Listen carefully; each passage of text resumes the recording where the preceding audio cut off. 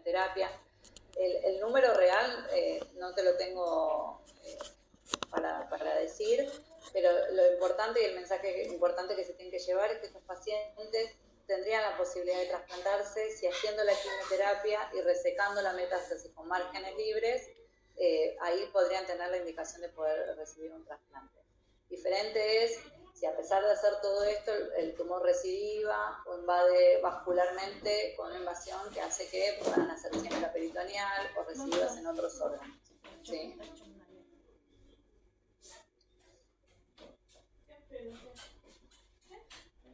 Sí, muy amable, doctora, por su respuesta. Discúlpenos. No sabía que esa parte no estaba preparada, pero igual le agradezco respuesta una experiencia.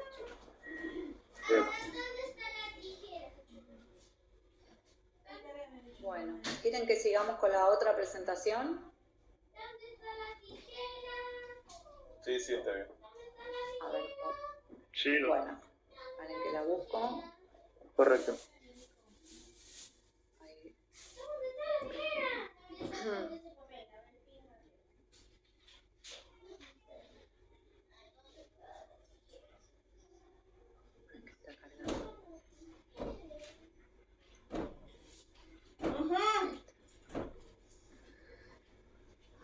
Bueno, y esta va más con lo que pasa una vez que llegamos al trasplante, ¿sí?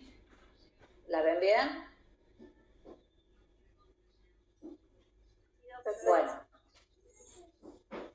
Bueno, arranco entonces. ¿Qué hacemos con los pacientes una vez trasplantados? ¿Sí? Nosotros tenemos las complicaciones inmediatas, todo lo que es el estadio post-trasplante en la terapia intensiva, pasan a la sala, salen de la sala, el control sigue en forma ambulatoria. Entonces, en la evaluación de rutina de todo paciente trasplantado, ¿qué es lo que vamos haciendo en cada control? Por un lado, obviamente, ver que el manejo de la medicación sea correctamente comprendido y ejecutado. Vamos interrogando sobre infecciones recientes, si el paciente presenta diarrea, prurito, edema, fiebre, ictericia. Los revisamos, la exploración física también tiene que ser de pies a cabeza, viendo siempre el tamaño del hígado del vaso comparado con exploraciones previas, los signos de hepatopatía descompensada, adenopatías, tamaño de amígdalas, también respecto a exploraciones previas. Esto de las adenopatías, el tamaño de las amígdalas es muy importante porque en pediatría un porcentaje no despreciable de pacientes pueden desarrollar, lo vamos a ver después, lo que se llama linfoma post-trasplante. ¿Sí? Entonces es muy importante dentro de la exploración no solo quedarnos con el tamaño del hígado del vaso, sino explorar estos órganos. Vemos los laboratorios completos, las transaminasas, la masquetera, la bilirrubina, valor de glucemia, colesterol, albúmina, coagulación, hemogramas, ionogramas, gasometría, creatinina, o sea, vemos la función hepática, vemos el dosaje del inmunosupresor y hacemos screening de infecciones virales activas, sobre todo citomegalovirus y el virus del Epstein-Barr. También solicitamos ecografía hepática con Doppler abdominal para valorar por un lado la cogerencia del parénquima, si hay cambios en el diámetro de la vía biliar, si hay litiasis, cómo son los patrones de flujos tanto arterial como portal y de las venas suprahepáticas y si hay alguna masa o algo a explorar. Los Doppler en post-trasplante, la primera semana post-trasplante son muy seguidos, hacemos cada 12 horas, después los vamos espaciando y una vez que ya están de alta, lo vamos también ajustando de acuerdo a las complicaciones que hayan tenido post-trasplante. Después, por otro lado, muchos de estos pacientes pueden requerir hacer otras imágenes, como una colangioresonancia, una angiorresonancia, también de acuerdo a cada paciente, las complicaciones que hayan tenido en el post-trasplante. Biopsia hepática de protocolo, hacemos al año, a los 5 años, a los 10 años. Cuantificación de inmunoglobulinas, marcadores de autoinmunidad y virus hepatotropos. Pero bueno, lo que nos llevaba esta charla era ver por dónde serán las complicaciones quirúrgicas, que van a ser obviamente las inmediatas por trasplante, y otras complicaciones. vamos a ir hablando primero del funcionamiento del mujer, ¿sí? Nosotros tenemos estos pacientes que ingresan a trasplante. Lo primero que hacemos una vez que sale el paciente de quirófano y va a la terapia intensiva es hablar con el cirujano para que nos explique cómo fue la cirugía, cómo si hubo alguna complicación intraoperatoria. Muchas veces estos pacientes requieren de colocación de algún stent o hacer alguna anastomosis vascular diferente, lo hacen muchas veces con microcirugía, entonces es muy importante ese feedback con los cirujanos porque de acuerdo a lo que haya pasado en quirófano va a ser lo que vamos a tener que estar muy atentos esas primeras horas post-trasplante. Entonces vemos también el parte quirúrgico y vemos cómo sale ese primer laboratorio, de acuerdo a las complicaciones, cómo es ese primer laboratorio. Sabemos que una complicación muy temida y que les había comentado al principio de la charla es que el paciente tenga que entrar en lista de emergencia nuevamente por tener lo que se llama disfunción primaria del intestino. Que no es ni más ni menos que el paciente salga anhepático y como si fuera una falla hepática fulminante, con parámetros de laboratorio súper característicos de esta falla primaria, que es una complicación muy grave, que da una insuficiencia hepática irreversible, que ocurre en las primeras 48 horas post-trasplante. La incidencia por suerte es baja, pero existe, que conduce a la muerte del paciente si no se retrasplanta y que llega a ser una causa de retrasplante de un 10 a un 30% con una mortalidad muy elevada. ¿Y por qué puede pasar esto? Porque el donante sea un donante con una esteatosis moderada o grave, que sea un donante de una edad añosa, o sea, un donante muy marginal, que la cirugía tenga un tiempo de isquemia largo y que también vemos la situación del receptor previa al trasplante, que sea un receptor que llegó en situación crítica a ese trasplante, que tenga una falla renal previa, que un paciente muy encefalopático. Bueno, todas estas condiciones pueden hacer que este hígado trasplantado no arranque, que tenga una clínica, bueno, obviamente el paciente va a estar coagulopático, con unas transaminasas muy elevadas, con un amonio muy alto, acidótico, oligúrico, está como una falla multiorgánica y es lo que nos hace volver a colocar al paciente en lista de retrasplante. Pero también hay otras condiciones que nos pueden hacer pensar que el paciente requiere un retrasplante, y eso es que se le trombose la arteria hepática dentro de los primeros días de post-trasplante. Esto, el diagnóstico sí tenemos cómo hacerlo a través de los Doppler hepáticos. Si el Doppler no ve flujo en la arteria hepática, ese paciente inmediatamente va a angiografía y se trata de ver si desde el punto de vista angiográfico o intraoperatorio quirúrgico se baja el paciente, si se logra repermeabilizar esa arteria hepática, puede llegar a no requerir un retrasplante. En caso de que sea fruto no se pueda, ese paciente va a requerir un retrasplante. Eso del lado de la arteria hepática, ¿sí? Del lado de la arteria hepática también a nivel tardío también puede llegar a trombosarse o estenosarse, y el compromiso de la afectación arterial es a través de una manifestación clínica y de laboratorio de colestasis, ¿sí? Porque la arteria irriga la vía biliar. Por otro lado tenemos la vena porta o las venas suprahepáticas, que también podrían llegar a ocluirse, trombosarse, y eso, si bien es un problema y lo tratamos con antiagregación, anticoagulación, estos pacientes por lo general no requieren un retrasplante inmediato, pero después nos van a traer dolores de cabeza en el post-trasplante. Entonces, como les decíamos, para la trombosis de la arteria hepática, que es una urgencia, ¿cuáles serían los factores de riesgo? Por un lado, que el donante tenga un mismatch donante-receptor del citomegalovirus, que tenga una anatomía compleja. En cuanto al receptor, una anatomía también arterial compleja. Pueden haber factores genéticos e inmunológicos previos del paciente que propicien esta trombosis arterial, que el paciente esté cursando una infección, que haya una compresión por ligamento arcuato o el paciente esté cursando un rechazo. Esto puede propiciar también una trombosis arterial. Desde el punto de vista quirúrgico, que la anastomosis, esta que les cuento muchas veces en pediatría con microcirugía, sea muy difícil y muy compleja, que haya estenosis y pinting de la arteria, el tiempo de isquemia fría que sea prolongado, que el paciente se transfunda, requiera muchas transfusiones, eso también puede promover un trombosis arterial, y en aquellos pacientes con reconstrucción biliar con IDRUX, que eso es la gran mayoría de nuestros pacientes pediátricos. Y en cuanto al postoperatorio, bueno, que haya injuria de la isquemia de reperfusión, que el paciente curse con colangitis, que vuelva a operarse y a hacer una laparotomía. Esto puede ser contraproducente para las trombosis arteriales. Que el paciente tenga una hipovolemia aguda, eso puede hacer que se colapse la arteria hepática o las fístulas biliares. Entonces, ¿cómo pesquisamos esto? Como les digo, el paciente sale del quirófano, vemos si en quirófano sucedió algo o algo importante, si el paciente se operó con microcirugía, si fue compleja, si la anatomía previa era compleja, hubo que hacer backtable y reconstruir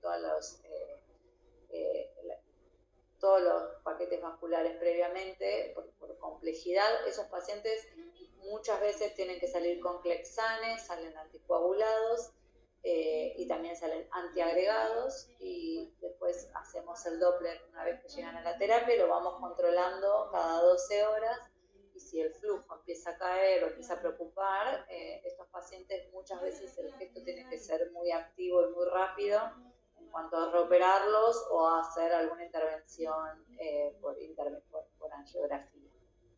La manifestación clínica y de laboratorio de estos pacientes es el aumento de transaminasas muy marcado, aumento de bilirrubina, como les decía, o sea, se manifiesta con colestasis, necrosis, sepsis. Es muy similar a la falla primaria de injerto en cuanto al laboratorio, ¿sí?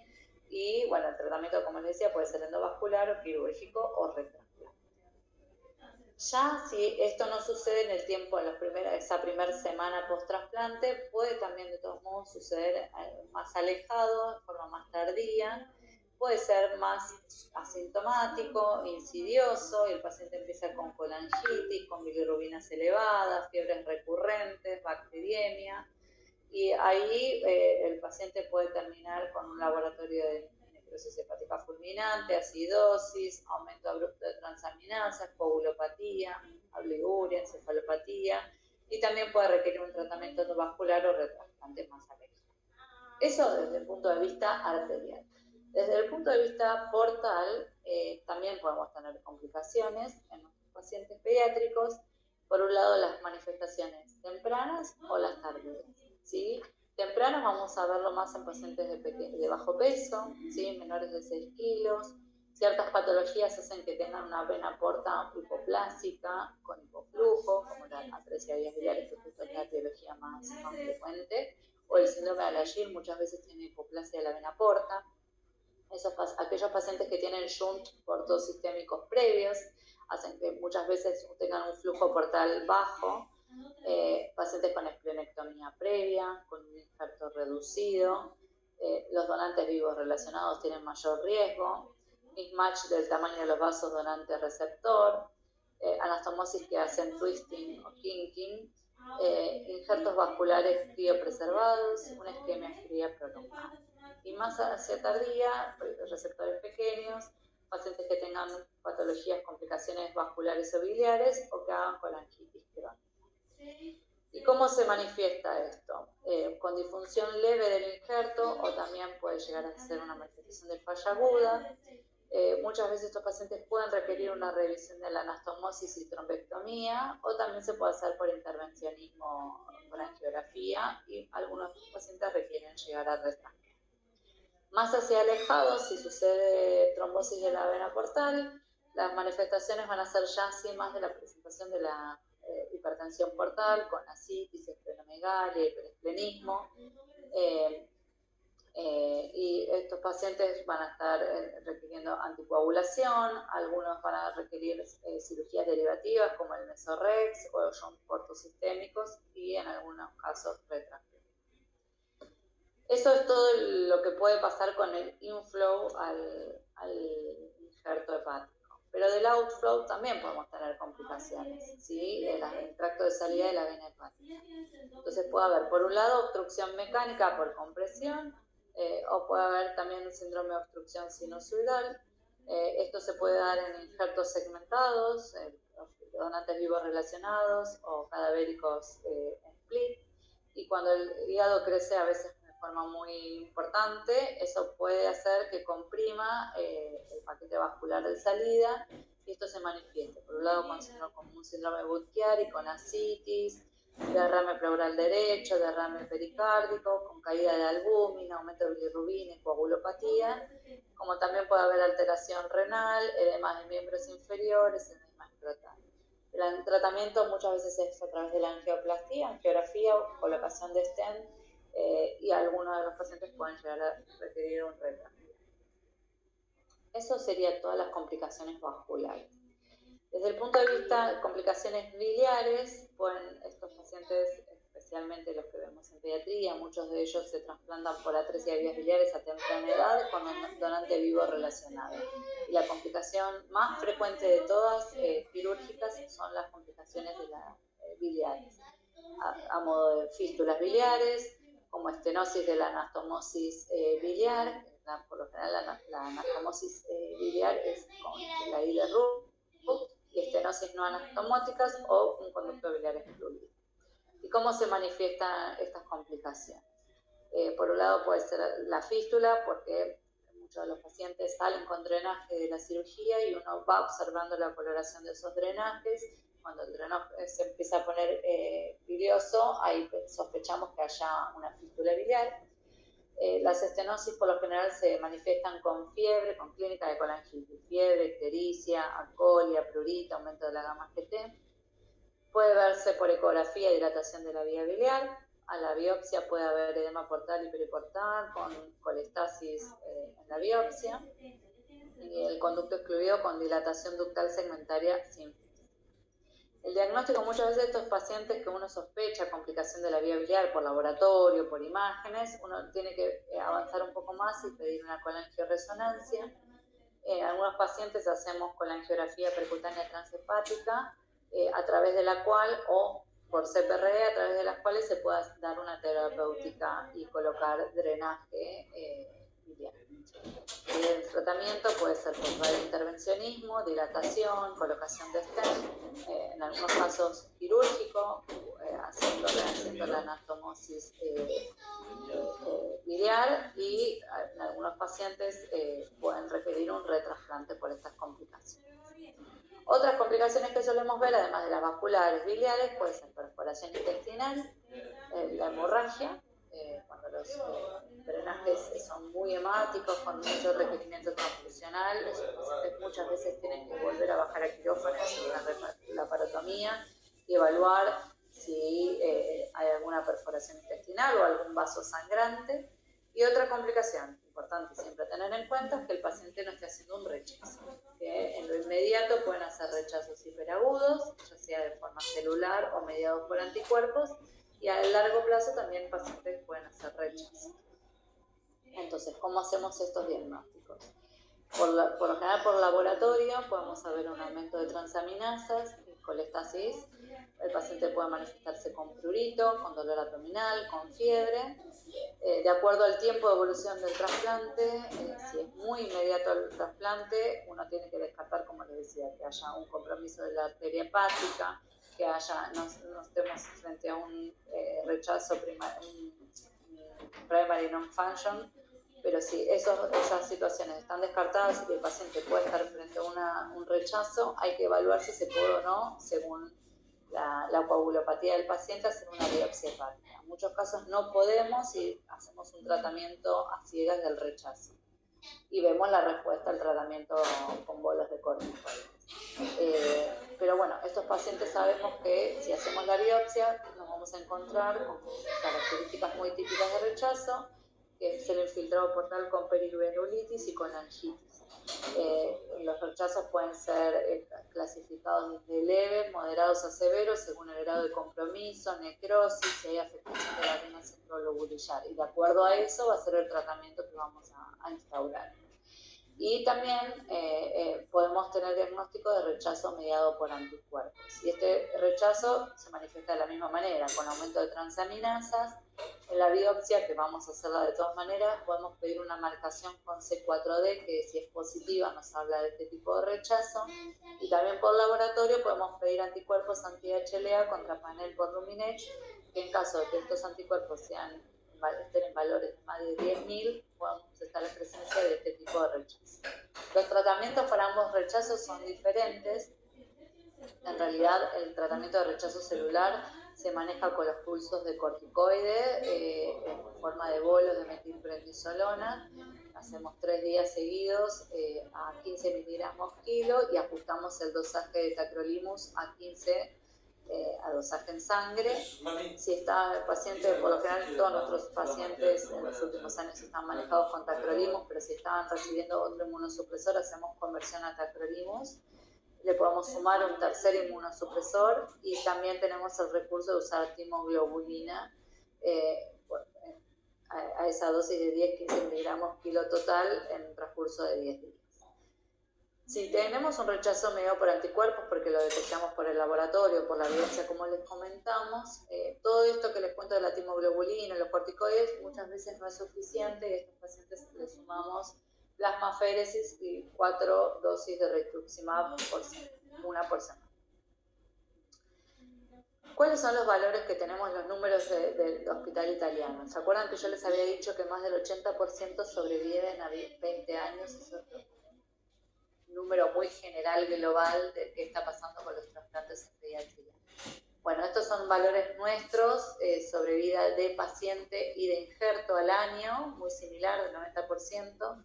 A los 5 años cae un poco, ¿sí? Paciente 85 y sobrevida total del programa 87. Sobrevida donante vivo al año del 92%, lo que es muy buena, y a los 5 años del 84%. ¿Y qué se sabe? Que la sobrevida a 5 años, como decíamos, es más del 85% en la mayoría de los centros, que a los 20 años es alrededor de un 80% y el injerto un 64%, pero de todos modos parece como que baja un montón, pero es mejor que lo reportado en adultos. Y que esto sí, les hablé de todas estas complicaciones primero, que es un montón, abruma, pero es porque el 71% de los pacientes van a tener estas complicaciones durante los primeros 2 años post-trasplante. ¿Sí? 2/3 de los pacientes tienen complicaciones post-trasplante. Pero a 10 años del trasplante, menos de 1/3 presenta lo que se llama un estado de salud ideal. Eso sería tener un laboratorio normal, que estén en inmunosupresión de monoterapia, que crezcan bien y que no tengan comorbilidad significativa. Solo a 10 años 1/3 va a contar con este estado ideal. Acá están los gráficos de la base de datos del SPLIT, que es como el registro internacional de trasplante hepático pediátrico, con las tasas a 20 años de sobrevida, como siempre están por encima del 60%, pero siempre con una posibilidad de llegar a un retrasplante mayor. Y si pensamos lo que sería, ya pasando quizás, conectando pediatría con adultos, vamos a hacer como un viaje de los pacientes trasplantados. ¿Cómo podemos mejorar la evolución a largo plazo de los trasplantes? Primero, tener un buen timing del listado, ¿sí? Lo que hablábamos en la primera charla.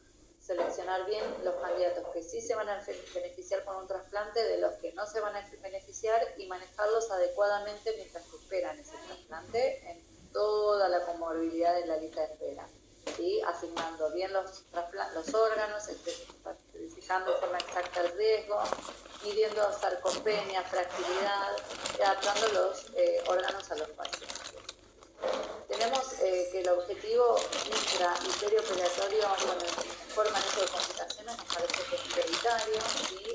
Con técnicas quirúrgicas avanzadas, un buen manejo anestésico y contar con una buena terapia de recuperación intensiva de todas las complicaciones que les hablé de la trombosis de la arteria. O sea, todo eso tiene que estar súper ajustado para que este paciente pueda llegar a la vida adulta con una buena función a largo plazo. En manera temprana, ¿cómo podemos cuidar ese injerto? Manejando todas estas complicaciones quirúrgicas que les hablé, adecuando el manejo de infecciones y variando los enfoques de inmunosupresión de acuerdo a cada paciente. Y ya así más a largo plazo, más llegando a la vida del adulto, cuidando ese grafo, las complicaciones venidas de la inmunosupresión a largo plazo, tratando de evaluar la calidad de vida a lo largo del tiempo, haciendo un trabajo en conjunto ya en la adolescencia con el equipo de adultos en el manejo de la transición y también atendiendo y cuidando la salud tanto de los padres como de los cuidadores de salud. Entonces, los desafíos que hoy contamos nosotros es que en realidad estos pacientes ya sobreviven al trasplante, son también sobrevivientes de enfermedades pediátricas que antes no llegaban a la vida del adulto, pero es tratar de que lleven con los menores efectos secundarios posibles a largo plazo, sabiendo transicionar de la mejor manera, creando adultos independientes y con mejor calidad de vida. Entonces, estos son el aumento de la sobrevida nos genera nuevos desafíos a largo plazo, ¿sí? Como decíamos, cuidar la situación previa al trasplante, manejando adecuadamente la inmunosupresión con los menores efectos adversos posibles y trabajando mucho en el periodo de la adolescencia. Muchos de nuestros pacientes se trasplantan en los primeros años de vida, muy cuidados por esos papás que están totalmente abocados al manejo de la medicación y los controles, pero llegan a la adolescencia y estos pacientes empiezan a hacer lío, empiezan a tener relaciones sexuales no protegidas, a intoxicarse con drogas, alcohol, a manejar mal la medicación, a empezar a dejar de concurrir, y muchos de estos pacientes pierden los controles y muchos manejados en servicios que los atienden hasta temprana edad, a los 14, 15 años, deben dejar de atenderlos y pasan a otro equipo de salud de otro hospital, y ahí es donde muchas veces pierden el órgano y requieren retrasplante. Entonces, cuidamos tanto el crecimiento también, muchos pacientes, ya sea por la patología que tengan, llegan con baja talla y malnutrición al trasplante, porque tienen colestasis y mal absorban grasas, tienen aumento de requerimiento energético, tienen resistencia a la hormona de crecimiento, llegan con retraso puberal y encima en el post-trasplante mejora el crecimiento lineal, pero muchas veces tenemos que usar uso prolongado de corticoides o tienen una enfermedad de base que hace que no crezcan de manera adecuada y no terminan llegando a su talla genética hasta la mitad de fases. Pero bueno, por suerte el trasplante de andar bien, muchos normalizan en la pubertad el crecimiento y es muy importante estar en control multidisciplinario con la gente de endocrinología y crecimiento y desarrollo. Hay varios trabajos al respecto donde ven que la talla final media de las mujeres y la de varones llega a estar dentro, se dice que la media de la talla final dentro del rango de normalidad de la población general, llegan a ese rango aunque significativamente menor comparada con la blanco genético. Y que 37% de los pacientes con talla final es menos a la esperada. En cuanto a los huesos, ¿sí? El metabolismo óseo, estos pacientes pre-trasplante pueden tener por la colestasis crónica aumento de riesgo de fracturas. Y en el post-trasplante el riesgo de fracturas sigue estando presente. Y esto también es por la edad, eso pasa cuando, como factores de riesgo, mayor edad del trasplante, el sexo masculino, que hayan tenido fracturas previas al trasplante, el bajo peso y la dosis acumulada de corticoides. Entonces siempre nos parece importante el seguimiento conjunto con endocrinología, monitorizar el nivel plasmático de la vitamina D, pedimos densitometría, ver el calcio, el fósforo, la paratormona y aportar la vitamina D de acuerdo a los niveles que tenga el sangre. En cuanto a las complicaciones infecciosas, que hasta ahora ni siquiera se las nombré, desde el punto de vista viral, hacemos como una vigilancia activa de dos virus en particular, el citomegalovirus y el Epstein-Barr virus. ¿Por qué? Porque estos virus nos pueden traer muchos problemas, ¿sí? Por un lado tenemos el citomegalovirus. Nosotros necesitamos saber siempre el estado tanto del donante como del receptor para ver si hay mismatch, y en el caso que haya mismatch, la indicación es de darle ganciclovir los primeros días en la terapia y después lo pasamos a una profilaxis con valganciclovir entre 3 a 6 meses. Muchos de nuestros pacientes reciben timoglobulina como parte del esquema de inducción de inmunosupresión de trasplante, entonces estos pacientes también van a salir con ganciclovir por 14 días. Y después sabemos que esos pacientes pueden tener una primoinfección o pueden hacer una reactivación de la infección. Y por eso es muy importante ir viendo las cargas virales para ver si esos pacientes requieren tratamiento con valganciclovir. ¿Por qué? Porque una infección o una reactivación de CMV puede generar hepatitis, puede generar un rechazo, ¿sí? Estos pacientes se asocian a rechazo, a infecciones fúngicas y pueden perder tardíamente el mineral. También hay que pesquisar infecciones de virus respiratorios, ¿sí? Ya sea el neumocistis, por eso están siempre combatiendo los primeros 6 meses post-trasplante o cuando uno requiere aumentar la inmunosupresión por rechazo. Y también pesquisamos si el paciente está con cuadros respiratorios. Para nosotros los pediatras es importante ver si está cursando una virosis por virus sincicial, por adenovirus, por influenza, porque son virus hepatotropos que nos pueden generar hepatitis. Hemos tenido pacientes con falla hepática por adenovirus, por ejemplo, y por influenza también. Les recomendamos vacunación antigripal anual y bueno, ni hablar ahora con el COVID, también los pacientes tienen que tener esquemas completos y lo precisamos ante cuadros respiratorios. La inmunización es muy importante, que lleguen al trasplante con un esquema de vacunación completo, tanto los pacientes como sus supervivientes, porque sabemos que después del trasplante están contraindicadas las vacunas a virus atenuados, por ejemplo la varicela, la gripe viral, la fiebre amarilla, y que la vacuna antigripal sea en forma anual, y para el esquema completo de vacuna COVID, como paciente inmunosuprimido, consta de 3 dosis. ¿Y por qué es importante pesquisar también, así como les decíamos, el citomegalovirus y el Epstein-Barr virus? Porque tenemos en pediatría hasta un 4 o 5% reportado a nivel mundial de posibilidad de que estos pacientes desarrollen lo que se llama PTLD, el linfoma post-trasplante, que puede ser de los primeros meses post-trasplante, pero también puede ser alejado. Y muchos de ellos están asociados al aumento de carga viral sostenida, aunque no tengan clínica, del Epstein-Barr virus. En aquellos pacientes que vemos que la carga viral va aumentando y la vamos monitorizando, va aumentando, estamos muy alertas a cualquier sintomatología, ya sea típica o atípica. Lo más típico es que los pacientes empiecen con fiebre, adenopatías, dolores o otitis recurrentes, faringitis recurrentes, pero también pueden tener manifestación ocular, pulmonar, gastrointestinal, anemia y diarrea. Entonces nosotros vamos buscando y tratando de encontrar dónde puede estar este tumor y los estudiamos con cargas virales y con un PET, tomografía con PET, para ver si en algún lugar hipercapta, y el primer gesto es disminuir o frenar, suspender la inmunosupresión.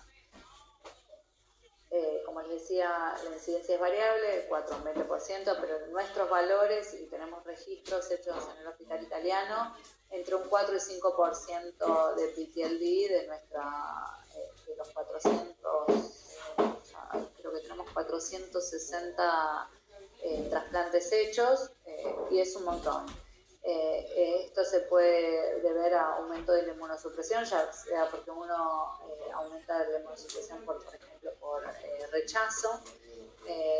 Esto genera alta morbimortalidad. El Epstein-Barr virus condiciona casi la mayoría de estos PTLD en pediatría. Como les decía, la clínica es muy variable y uno tiene que ir haciendo cargas virales seriadas, especialmente en aquellos pacientes que se trasplantan con una IgG negativa de Epstein-Barr virus con un donante positivo.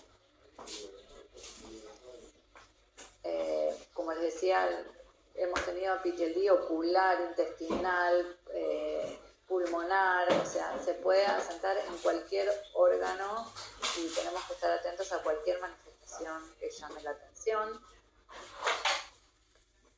Por otro lado, nuestros pacientes inmunosuprimidos a largo plazo pueden tener también complicaciones renales. La disfunción renal estimada es muy variable, del 24 a un 70%. Se ven más frecuentemente en ciertas patologías, como por ejemplo el síndrome de Alagille, fibrosis hepática congénita.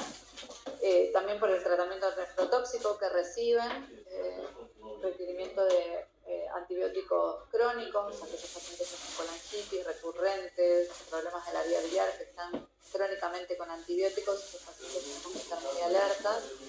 Y los pacientes que hicieron un síndrome hepatorrenal previo al trasplante también tienen mayor riesgo de hacer complicaciones renales. Se han descrito quistes renales adquiridos post-trasplante asociados a los inhibidores de la calcineurina, y en un trabajo en donde evaluaron el filtrado glomerular calculado en casi 300 pacientes, vieron que tenían un filtrado alterado en aquellos pacientes mayores, con mayor edad al trasplante, que usaban como inmunosupresor principal la ciclosporina y con baja talla. Eso predice disminución del filtrado a 12 meses del trasplante. Estos pacientes, la gran mayoría, están con inmunosupresión con tacrolimus, y nosotros estamos muy alertas a la evaluación de la función renal, y en aquellos pacientes con patologías que sabemos que predisponen o que están con una función renal border, los hacemos siempre ver también en forma multidisciplinaria con una histología infantil, solicitando proteinuras 24 horas, evaluándolos de forma conjunta. ¿Cómo se previenen estas complicaciones? Muchas veces usando esquemas inmunosupresores en la inducción, ahorrando el tacrolimus, mezclando, por ejemplo, el uso de basiliximab en inducción, o usando micofenolato junto con tacrolimus en aquellos pacientes que llegan con una función renal alterada al trasplante, usando inhibidores de la enzima convertidora de angiotensina en pacientes que ya son hipertensos o que tienen proteinuria, adecuando la inmunosupresión según la enfermedad de base, con los que les decía, usando el micofenolato en aquellos pacientes que manifiestan falla renal al trasplante, tratando de usar la menor concentración posible del inhibidor de la calcineurina y monitorizando en forma regular el filtrado glomerular. Otra complicación que tenemos que estar atentos es la diabetes, ya que está descrito que un 10% de los trasplantados desarrollan diabetes después del trasplante, y esto se puede ver por la patología de base, por ejemplo, la fibrosis quística tiene Gaby, ordena tus útiles. la colangitis primaria también, pacientes que hayan hecho necrosis hepática aguda y pacientes que estén requieran tratamientos elevados de corticoides y inhibidores de calcineurina. Sabemos que la prevalencia puede ser mayor para desarrollar diabetes. Y por otro lado, cuidar el corazón, ¿sí? Y quienes tienen complicaciones cardiovasculares, aquellos pacientes que tienen diabetes, que tienen hiperlipidemia, que tienen hipertensión arterial, obesos o con síndrome metabólico. Del registro SPLIT, que es el registro que les comentaba, más importante de pacientes trasplantados hepáticos, vieron que 5 años post-trasplante, un 12% de los pacientes tenían obesidad y un 7% hipercolesterolemia, que a 10 años post-trasplante el 19% aumentaba el colesterol y 23% de triglicéridos. Y bueno, estas son como las situaciones con las que lidiamos y tenemos que estar pesquisando y controlando a lo largo de los controles post-trasplante. Múltiples estudios han demostrado mejoría tanto en la presión arterial, la función renal y parámetros metabólicos cuando nosotros hacemos modificaciones en el esquema inmunosupresor, especialmente con los inhibidores de calcineurina y en esteroides. Entonces el mensaje es que en aquellos pacientes que no hayan hecho rechazos y que uno pueda manejar a la menor dosis posible, tratar de cuidarlos y ahorrarles con la bajada de inmunosupresores todas esas complicaciones que pueden tener a largo plazo. Otros órganos a cuidar y en realidad otros focos que tenemos que prestar atención es en cuanto a la malnutrición. La sarcopenia sabemos que es un importante marcador pronóstico tanto pre como post trasplante, que pese al trasplante persiste, ¿sí?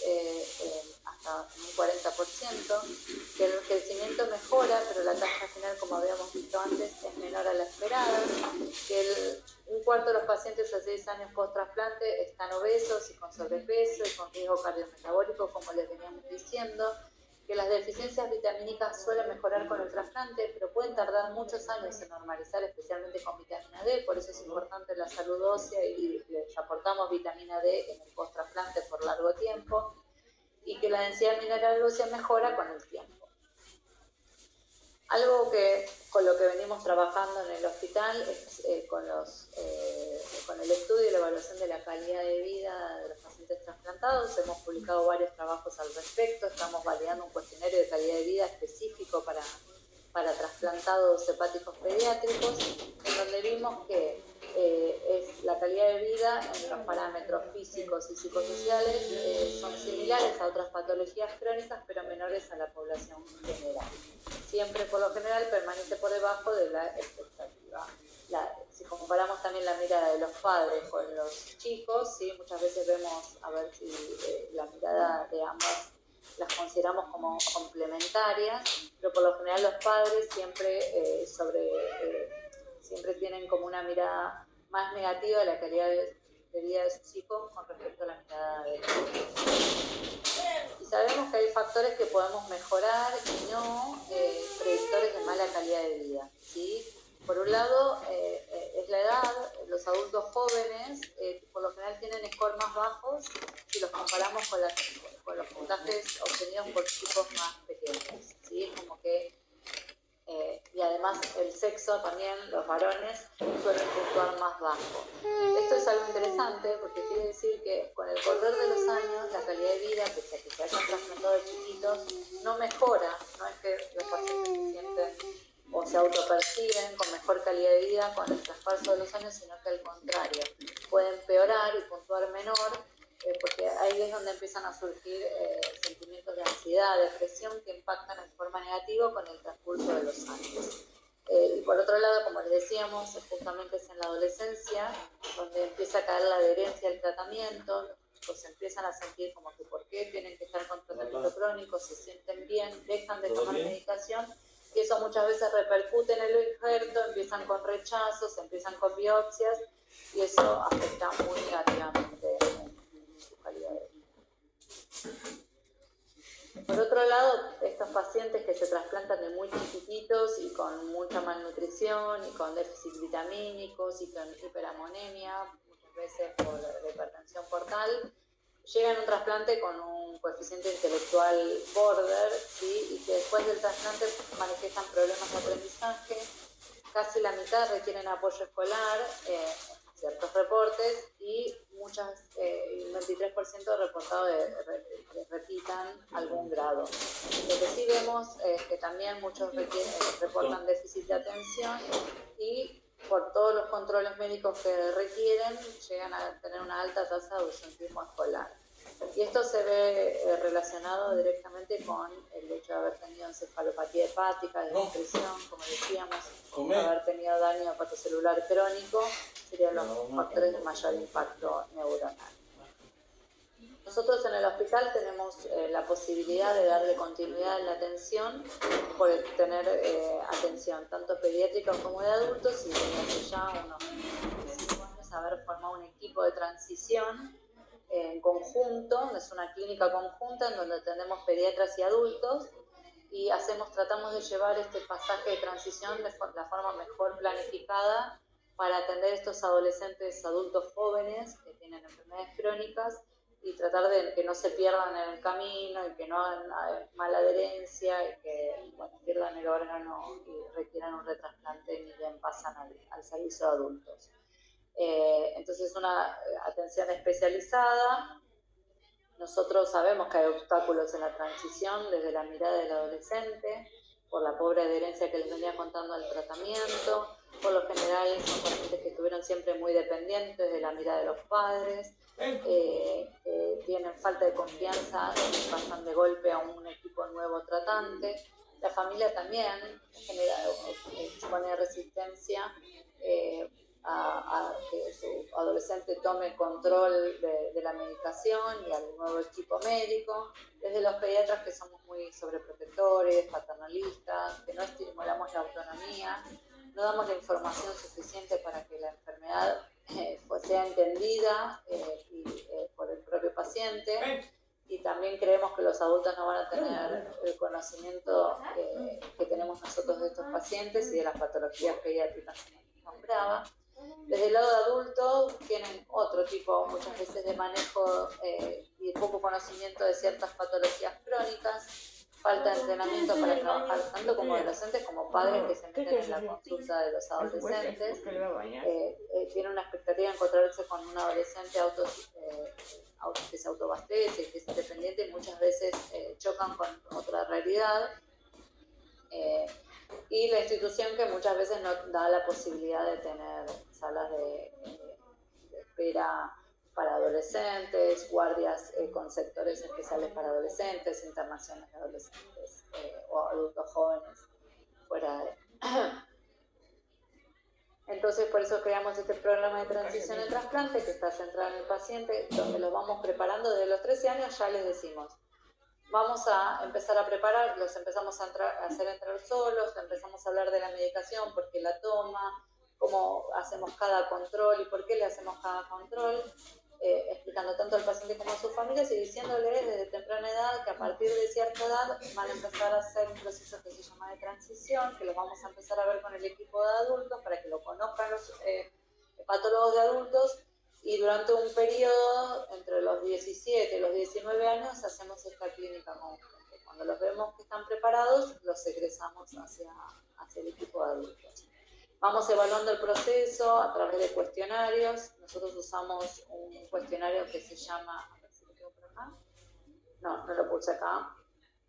Pero es un cuestionario que evalúa...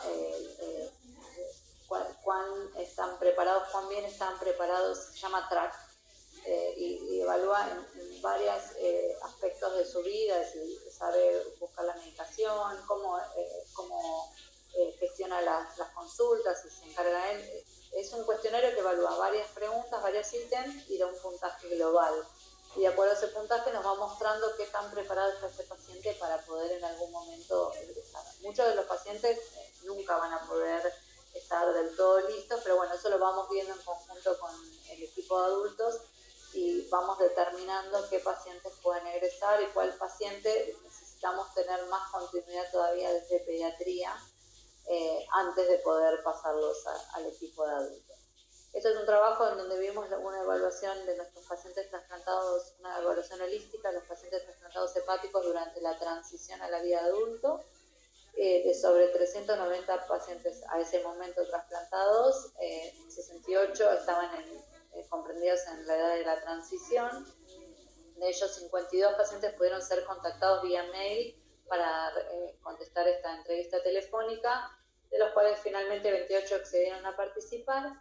Y se utilizó un cuestionario estructurado, dividido en dominios de autonomía, educación, autopercepción de su calidad de vida, conductas de riesgo, y se evaluó la adherencia con el cuestionario SMART. Entonces dividimos a los pacientes en dos grupos. En un grupo eran trasplantados aquellos que se habían trasplantado de más temprana edad, menos de 12 años, y aquellos que se habían trasplantado después de los 12 años. Y vimos como resultado que la gran mayoría tomaba la inmunosupresión sin ayuda, que ya menos de la mitad retiraban la medicación de la farmacia, que el 50% solicitaba los turnos médicos en forma autónoma. O sea, ahí es como ven que la gran mayoría, hasta en la edad joven adulto, seguían estando los padres muy participativos de sacar los turnos, de buscar la medicación en la farmacia. Son los lugares donde nosotros tenemos que hacer foco y seguir trabajando para poder llevar a la vida adulta a estos pacientes de forma más independiente. 66%, y esto fue hecho pre-pandemia, estaban haciendo psicoterapia. Hoy les podría decir que creo que el 90% de los pacientes están bajo tratamiento psicoterápico y que el 25% de todos los pacientes había sufrido, como les decíamos, retraso de la escolaridad.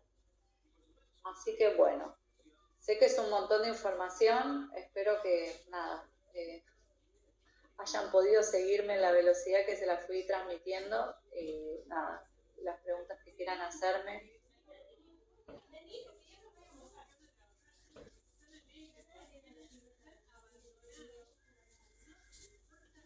Y veo que se están yendo varias. No sé, de los que quedan, ¿alguna pregunta? No, la verdad es que es bastante información, hay que procesar eso. Es mucha información, pero bueno, es todo lo que van a recibir de trasplante, ¿sí? La patología pediátrica es un montón, pero la idea era que se lleven un pantallazo de cómo trabajamos los hepatólogos, porque bueno, gran parte de nuestra tarea es esto, es pesquisar qué paciente se trasplanta, cómo se evalúa, por qué se indica, por qué se contraindica y qué manejamos en el post-trasplante, que es un montón. Pero sí, en realidad estuvo bastante completo. Bueno, gracias. ¿Algo que me quiera preguntar alguno? Ahí está mi mail, cualquier consulta también me pueden escribir. Bibliografía no para. Sí, sí. Vamos a subir bibliografía al respecto. Sí, hay un montón de guías, tanto de evaluación, indicación contraindicación y de manejo en el post-trasplante alejado. Sí, quédense tranquilos que hay guías. ¿Pero eso lo pasan a dónde? ¿Al Drive o...? Yo no sé cuál es el drive que compartimos todos. ¿Hay algún drive donde van subiendo las clases los profesores? Si no, no se preocupen que hablo con la coordinadora, la doctora Orsi, o con Reniasco para que todo lo que yo les suba se los compartan a ustedes. Bueno, muchas gracias, muy amable. No se preocupen. Muchas gracias. De nada. Bueno, les mando un beso. Buenas noches. Chau, chau.